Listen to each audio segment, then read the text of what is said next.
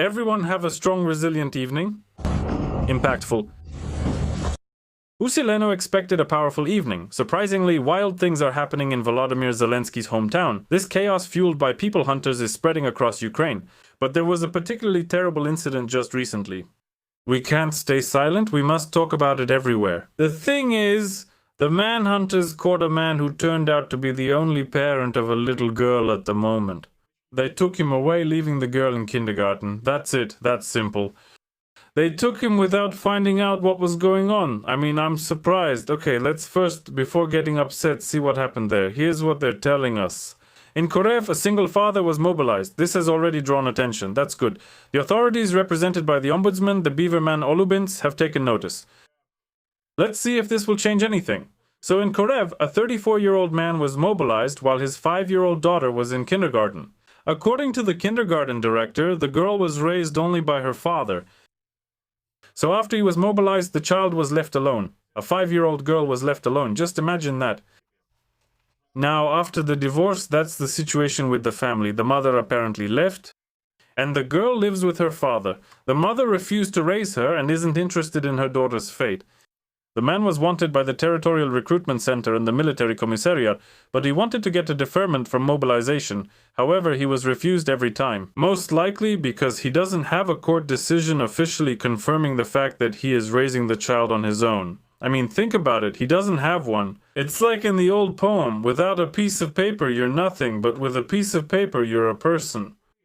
So it turns out that if you don't have some piece of paper, which absolutely nobody needs except for these very man-hunting draft enforcers, you can end up in the army, leaving your child, well, literally out on the street. It's fine if it's at a kindergarten, which isn't much different. And in this whole barrel of tar, the blackest and most foul-smelling, there is a spoonful, actually even more, probably a whole jar of honey. The thing is, a female employee at the kindergarten turned out to be absolutely caring and took the girl in herself. So she won't be sent, thank God, to an orphanage. This is the director of the kindergarten, Natalia Yevtushenko. And she said that after the mobilization, the girl's father managed to call and ask where his daughter was, but after that, he never got in touch again. After all this happened, the granddaughter was brought to the grandfather, but in the end it was actually this kindergarten employee who took her. Here is some information about that. I even found a video here directly related to this topic. But the fact that things like this happen, well, I don't even know what to call it. The country at the mercy of smartphones. Unfortunately, our issue wasn't resolved. My father wasn't released for that. That's not my mom, that's actually the head of the kindergarten. So that the child doesn't end up on the street, I'm taking her to my place so she can at least spend the night in a warm bed. And tomorrow we'll continue to address the issues related to bringing her father in. Well, so there's no question of adoption here, but that's understandable under the current circumstances. Taking responsibility for a child is not easy. Money, constant involvement, and besides, we don't know if the woman has children of her own. But nevertheless, she didn't abandon the girl, she stayed with her, and now this issue is being resolved. Now, due to this huge problem, this terrible, outrageous incident, the Verkhovna Rada has summoned the head of the local draft office to testify. The regional office reported that they sent official requests to the recruiters. Well, you know, they'll say, oh, well, we didn't know. Even if it works out, and let's hope it does, maybe no one among these inhumans will end up being held responsible. They'll claim there's no paperwork, we followed the law, that's it. Then they'll target others, less so. Fortunate, let's put it that way. Then the Commissioner for Human Rights of the Verkhovna Rada of Ukraine, Dmytro Lubinets, responded to this very incident. Now it's called an ombudsman. Well, and he said that the father himself was responsible for the child after the divorce. He was the one who made all the decisions, absolutely everything. And that's why there shouldn't be any mobilization at all. He says mobilization is needed for a country defending itself, but a state's strength is shown not just by quick action, but by considering individuals in every decision. Well, in short, these are just pretty words, it's clear. World peace and all that, and no one will leave offended and so on. But still, it's already good that someone is dealing with at least the loudest, the most outrageous cases. Because otherwise, well, it's a nightmare. Well, and I've already shown you, right? Draft office personnel freely walk around with firearms and aluminum bats. Naturally, they're not baseball fans and they don't play in their free time from work, if you can even call it work, or in their free time from lying to people free time. Well, they use them as intended against their own citizens, these so-called ex-servicemen who were never actually servicemen except for a few. They essentially declare civil war on their own citizens, and that's what happens. So you see, on one hand they threaten people with these mythical buryats whom no Ukrainian has ever actually seen, but they've already scared everyone. On the other hand, you see local specialists who, by the way, most of the TCC officers don't speak Ukrainian, they speak only Russian. And of course, they present themselves as friends of Ukrainian citizens. They are assigned to serve, they help the army, and there are no bad people among them. They always do everything so that a citizen feels like a human being. Well, that's what these, I wanted to say comrades, but no, they are not our comrades. But that's the first thing. The second is that unexpectedly former friends are already starting to oppose Zelensky. More precisely, not against him personally, although that too, but against the policy he is trying to impose on neighboring states. For example, Hungary's leader unexpectedly stated that Hungary wants to, and will provide asylum to Ukrainian men, even if the European Union is against it. Let me remind you what this is about. The European Union is currently considering the possibility of accepting refugees from Ukraine, except for men aged 23 to 60. That means they will not be accepted or granted temporary asylum status. At least this hasn't been decided yet, but this topic is actively being discussed behind the scenes, let's say, of the European flourishing, prosperous paradise garden. Even though this, well, actually contradicts the Human Rights Convention. It's some kind of gender injustice, let's put it that way. And in Europe, everything is supposed to be gender equal. So these kinds of horrors are being planned there, but really, no matter how you look at it, it's pretty messed up. So, if a person has already left their homeland, home is always better, as they say, they still have the right to protection. But the powers that be, represented by officials from some European countries, say no, we won't accept anything like that. Let them fight over there, let that steel porcupine point its quills from Europe toward Russia, and we will stand firm in our service here. I don't know, it's unclear what for, because I would say they're serving their own citizens, but no. Judging by Germany with Pashta Spartageno Semertsem, well, not really. Semertsa's face is turned toward his fellow citizens, but these are in general Germans. It's not for me to judge, I'm just observing different countries, including Spain, of which I am a citizen, and in Spain everything is just fine. Here, in most cases, they stand behind the Spaniards with few exceptions, but in other countries things aren't as good. But let's continue with Madar. He stated that the Hungarian government will not support the EU's proposal to deprive Ukrainian men of conscription age of temporary protection. He also said that this will not prevent Hungary from granting refugee status to people from Zakarpattia who need it. And then he also states that there is a point of view in the European Commission, the one I'm talking about, regarding the future of temporary asylum. This is exactly the point of view that is spreading, that temporary protection in the future should not be granted to those arriving from Ukraine. For now, the law does not have retroactive effect, the opposite. And those who are already in Europe already fall under temporary protection, but those who arrive after a possible decision, which is still possible, will no longer be covered. Well, besides Madeira, others have also started to rise up here, not just against Zelensky himself, but how do you rise up? I mean, how do you question if you are in opposition? All of us, well, the people who suffered from the actions of the UPA and all those nationalist formations during the Great Patriotic War, if you name your units after the heroes of this very UPA, then maybe something is going wrong. In Ukraine, the first to raise this issue was the president of Poland, who stripped Zelensky of the Order of the White Eagle, after which there was a whole uproar in Ukraine, shouts, screaming they were like, our enemies attacked our motherland. Although all of this, as the president of Poland explained again, is just noise. It's based only on the concept of Poland's national security. If, roughly speaking, a brigade in Ukraine or a regiment, whatever the unit, is named after Poland's enemy, there's nothing good about that, and again, nothing personal. If the person responsible for all this doesn't want to understand his neighbors, naturally he's stripped of his order. So now, yes, all sorts of people like Pasechnik and Poroshenko have started urgently sending back their orders. Junior assistants to the senior janitor suddenly started getting rid of their Polish orders, apparently hoping that in the end they'd get something out of it.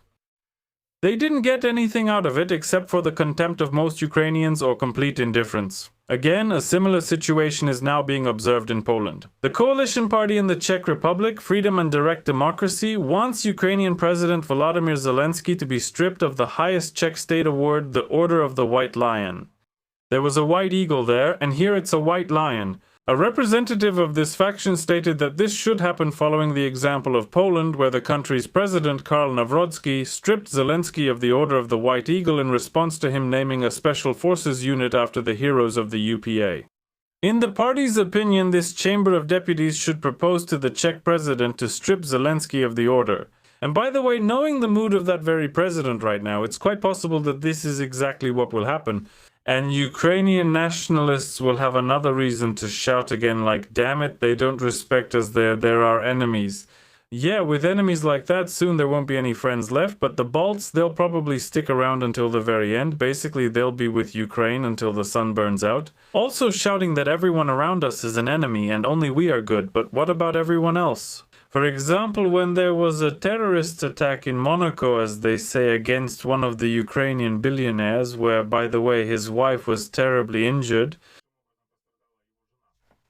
Read about it on the internet if you're interested. First of all, the representatives of Monaco were outraged by what was happening. Because in addition, in France, they also started to ask the question, what's going on? Why are politicians from that country having these kinds of clashes in a peaceful country? Not the country where the public figure whose life and health were threatened resides? And what is happening, and why is this happening at all? This shouldn't happen in a peaceful state, which Monaco undoubtedly is. There is no military there, it's just like in Switzerland. They usually live peacefully with no incidents, making this the first terrorist act in Monaco's history. And there is a strong suspicion that this very businessman from Ukraine who was affected got on the authorities' bad side. I don't remember exactly what he did. Well, anyway, that's the opinion I read. People in France and Monaco are already starting to ask questions. Wait a minute. If there are some disputes going on here between certain political forces from Ukraine, maybe they should sort things out back in their own country, not here. And you can't say that there isn't at least a grain of truth in that. Because, well, it seems like they want to shock Ukrainians here and apparently start taking away the accounts of those who had Ukrainian bank accounts or those who are citizens of Ukraine. They're now going to be deprived of the money they've earned abroad. Let's take a look at what's actually happening. Starting from July 1st, new rules come into effect. Ukraine is switching to the CRS 2.0 standard. According to the Ministry of Finance, foreign countries will inform Ukraine about the accounts Ukrainians have abroad, and accordingly Ukraine must inform other countries about which accounts their citizens or residents have in Ukraine. This is not about launching a new control mechanism, but about expanding the list of financial instruments and accounts that fall under international data exchange. It is also about adapting Ukrainian legislation to the updated standard of the OECD. What complicated names? In short, it all comes down to controlling more, on a larger and more global scale. People who in some legal way most likely earned money, and they keep this money in bank accounts at banks that for some reason are still considered reliable organizations. It's like in South Park. I've already talked about this scene from the cartoon when Stan, he's the boy, the main character from South Park. The animated series is called that. His grandmother gave him $100. He comes to the bank, sits down in front of the manager, gives him the money and says, I want to start building my savings, open an account for me. The manager takes his $100. He fiddles on the computer, says we're investing everything in international funds and trusts, talks about compound interest, then it's gone and he keeps working. And Sten asks, what do you mean gone? What's gone here? He says, well, your money next, your money's gone, that's it. That's roughly how reliability is increased. Negatively, only banking organizations. Now, whenever possible, everyone should use cash and crypto everywhere, not these electronic money systems that at any moment the bank or the tax authorities can. Or some politician like in Ukraine will say that you're an enemy of the state. your account gets blocked, and that's it, all your money is gone and there's no way to get it back. Or they'll accuse you of money laundering or something else. I even had a case in Spain a long time ago, several years back. They asked where I got a few €100 or something like that. I said I didn't remember, they'd just been sitting there, maybe since 2014, and that's what I told them. Well, basically, we're putting you on the blacklist, and that's it, goodbye, that's good. They gave the money back, but some people still have 40, 50, even 100,000 euros tied up there, not just my measly few hundred. So it's all pretty sketchy here. So, starting from July 1st, what's going to change for us? The most significant change concerns modern financial instruments. First, electronic money, which I mentioned earlier. Second, central bank digital currencies. Third, virtual assets are included. And then comes the definition of financial institutions, detailing the procedure for identifying reportable accounts and collecting information. That is, they will collect as much information as possible and the following data will be transmitted. If a citizen is a tax resident of Ukraine and has an account in a financial institution of a CRS participating country, then the following will be transmitted to the Ukrainian tax authorities: the account holder's identification data, country of tax residency, account number, account balances, certain types of income, in particular interest and dividends. All this, of course, primarily concerns those who are tax residents of Ukraine, but I can guarantee here that Ukraine will say that absolutely everyone is a financial resident of the country, even if you have lived abroad for 150 years. Well, simply because the country really needs money. Here again, the joke immediately comes to mind about the guy who went to the market to buy a rooster or a chicken, whichever you prefer, for soup, and he asks, over there it's about 100, well, let's say, I don't know, hryvnias, they cost about 100 or 150, and here the guy says 3,000. He says, why is it so expensive? Well, I really need the money. And he was selling his livestock for that kind of money. It's the same thing in Ukraine. They passed some law that says all citizens of Ukraine who are still citizens have to do something. And that's exactly why they are financial residents of the country. Well, as usual in the country, if you have a center of interest, so-called a home, a family, or something else, then you're already considered a financial resident. Not always. But nevertheless, in Ukraine they will say, we have a war, all citizens must participate in the war, so that means the center of interest is Ukraine. And that means you are all financial residents, so pay your taxes. I don't rule out that possibility. Mark my words, remember what I said, this is not exactly a joke, I really think about it. They could actually do something like that, although it's clear that few people will actually pay. But nevertheless, all of this smells bad, just like everything that has come out signed by certain powerful figures in recent years. So that's how things are. Well, let's take a look at these mighty leaders, because how could we do without them? It's just impossible. Every day they come up with some new ideas for themselves, or they invite us to listen to them. Who invites them, of course? Zelensky. Well then... Let's listen. The clowns. But I ask my comrade.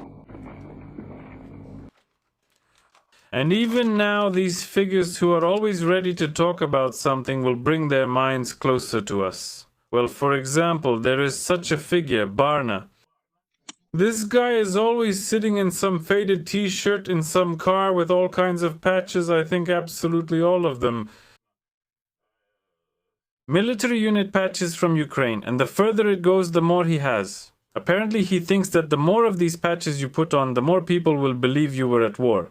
But on top sits young Lenin, who thank God has returned to his usual look, stopped pretending to be young Elton John, and that's it. Finally we recognize him. Except the hairstyle is still a bit off, but I've already seen a video where everything is fine, otherwise I was starting to worry. But let's listen to Barna. Barna, we only have a chance of survival in one case, if there are enough resources to support the military forces of Ukraine. For example, Barna's resources and Barna's car resources. If those were directed to support the armed forces of Ukraine, including many others, that would be a real turning point and victory would reach all the way to Sakhalin. Barno M should be listened to with glasses on. They protect their capacities from the mind and bone-piercing radiation of their own power, which now permeates the entire country. Or for the front, every citizen of Ukraine can only work in these two directions, either fighting at the front or working for the front. There can be no other option for us. Everyone just needs to understand this. I see. Well, does Barna find it interesting to receive a deputy's salary? Is that considered being at the front, or is he working in the interests of the front? Let's help the author, who is not a finance specialist, figure it out. So, what if a deputy is earning wages while just sitting in a car and chatting about nothing? Is he working on the front lines, so to speak, or is he working in the interests of the front? What do you think? What can you say about this? Write in the comments. And finally, I'll show you, well, satisfaction. Young Lenin has completely returned to his own image, so you can stop worrying. He's sleeping, sitting in his jacket, a three-piece suit, considering extremely important questions. In short, everything is great.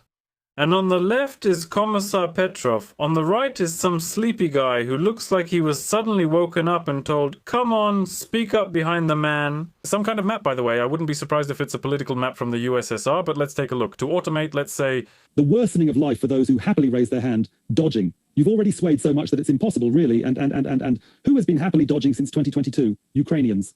Well, probably that's because, well, with all your... He himself, by the way, is sitting in a gaming chair, not in military uniform, of course, and it's not a bunker. And he's energetically talking about how to make other people's lives miserable. Well, it's just unbelievable how low some people can stoop. And at this time, Beludrolidin is thinking, I think, about Krupskaya, while the guy on the right is a snake and Prizivov. Parishes and so on. And the state has many important ways to make these people's lives, well, so much better. But does the state want to do it? That's the question. Well, yes. So that's how things are for us. Those are the news for today. So what? I wish that all this mightiness doesn't hit you in the end, and that you find some ways to cope with it. Well, have a good day or evening, everyone. Goodbye to all. The question was about helping with reconstruction after the war, and that Russia wants to help. They have to give us money. They can give us money. Money for this, and we will rebuild everything we need to rebuild, and we will decide what to do.